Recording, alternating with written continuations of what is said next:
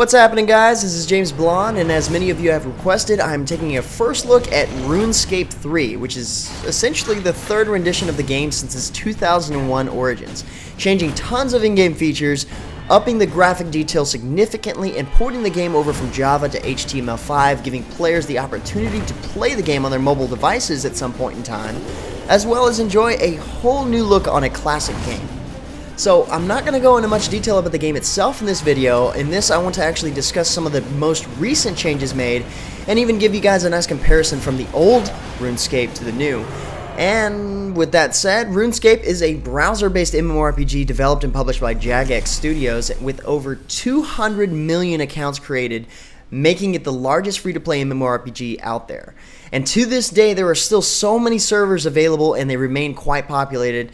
And really what sets this game apart is that there's hardly any limitations to what you can actually do in the game in terms of MMORPGs like it. It's not quite a sandbox MMO, but for its time, it's getting pretty close.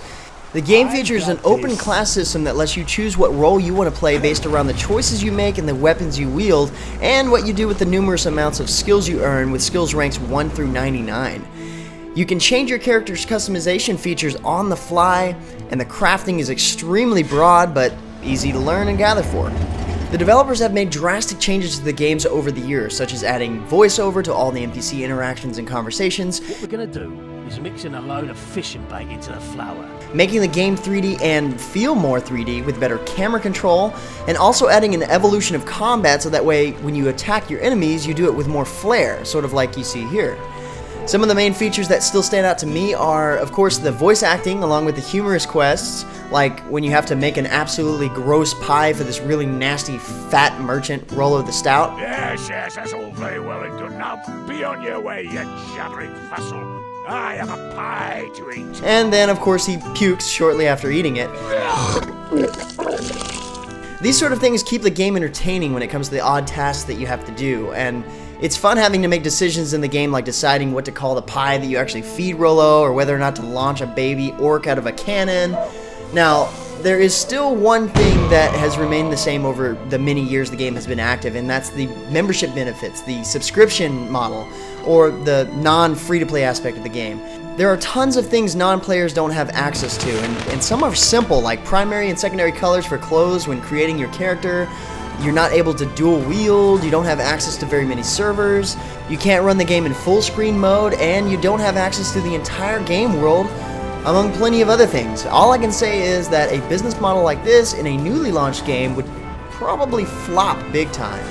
But then again, this one's been doing it for 12 years, and they are the world record holder for the largest free MMORPG, so they must know what they're doing, and a majority of their players are willing to spend about $5 a month to have all of these game features. Which really isn't bad when you think about it, especially when Jagex has put so much into the game. The trolls are coming! So now for the meat and potatoes. Let's look at the difference between one of the most recent changes to the game, which is the switch to HTML5. Now, you can still use the Java version of the game, and the HTML5 version still says that it's in a beta phase, so definitely be aware of that. So here you see the game running in the Java client. You can see nice 3D details, some textures, the game's actually running really smooth, and it really shows how far the game has actually come. But when we take a look at the same thing using HTML5, you can see so much more distance and depth. The draw distance has to be at least 5 or 6 times further. Here they are side by side, and you can actually see that there's a huge difference. It's like night and day. You can see more detail in the sky in the HTML5 version. In comparison, the Java version looks like it basically has the fog of war. The HTML5 version seems like it's a lot less dismal and a lot more cheery to go along with the context of the game better. You can see the difference in the shadows here on the hut, and the way the water looks is completely different. It's almost a completely different game altogether. There's no wonder they call it RuneScape 3 instead of just, updated RuneScape or RuneScape patch 9007. On top of that, there are a lot of benefits to the game running in HTML5, like the fact that it has no more loading screens between zones, the shaders load on the fly, but on the other hand, the new version may require some players to actually run it on a significantly more powerful machine than you would need to run the Java version, and hopefully over time they optimize it so that way it runs about the same, because they'll need to, especially if they expect people to want to run it on their tablets. And to go along with the nice new view is a completely customizable new user interface system, which is a drastic improvement to the old interface that seemed to take up most of your viewing space. Now, don't get me wrong, the older interface was fine for 12 years, but with the new one you can do everything you used to be able to do, but now it's so much less cluttered and you can resize and reposition everything. Now, another thing that went really well with the nice change in visuals is the steps that Jagex took to transform the game music from this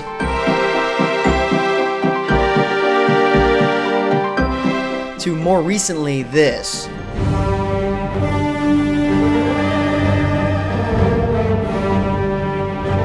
The music is now composed by James Hannigan and played by the Slavic Symphony Orchestra.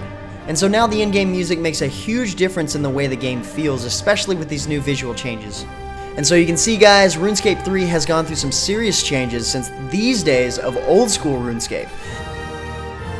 And I only touched on some of the most recent changes. There are plenty more features added in terms of user-driven content, story, and gameplay enhancement. Even their website got an overhaul.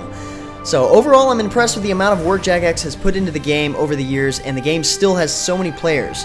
And now with HTML5, players can actually play on the browser of a mobile device at some point in time. Not really sure when that'll be, but that's pretty cool.